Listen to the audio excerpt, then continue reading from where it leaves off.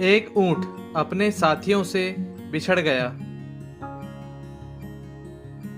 अपने साथियों की तलाश में ऊंट भटकते भटकते रेगिस्तान से निकलकर एक जंगल में पहुंच गया।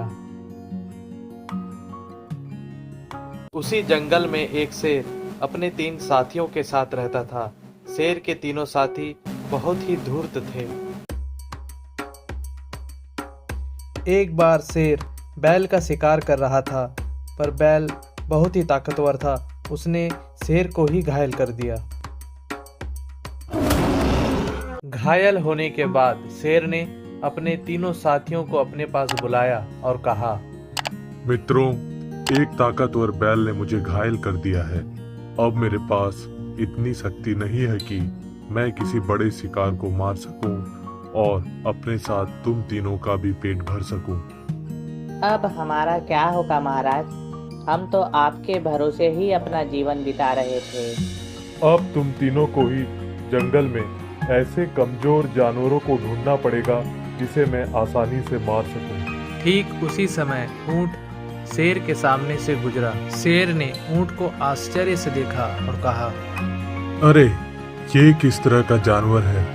इसे तो मैंने पहले कभी नहीं देखा। महाराज, ये तो ऊंट है।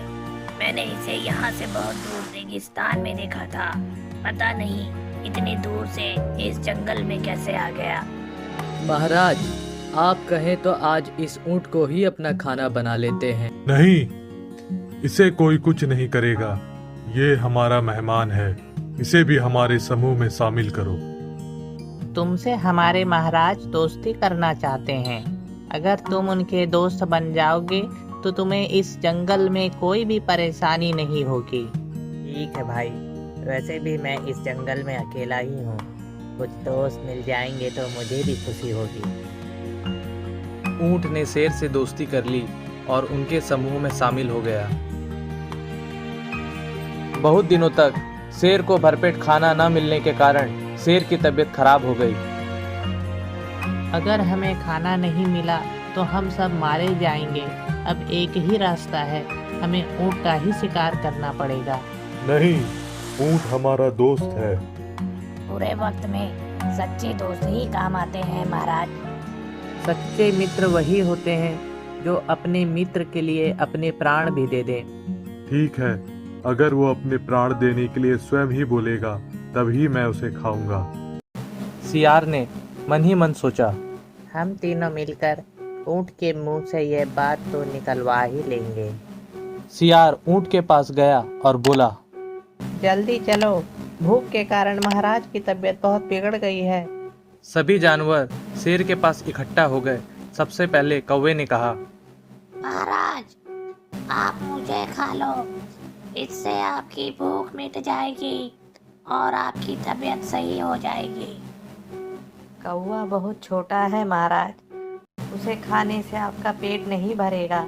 आप हम दोनों को खा लो, जिससे आपका पेट भी भर जाएगा और आपकी तबीयत भी ठीक हो जाएगी।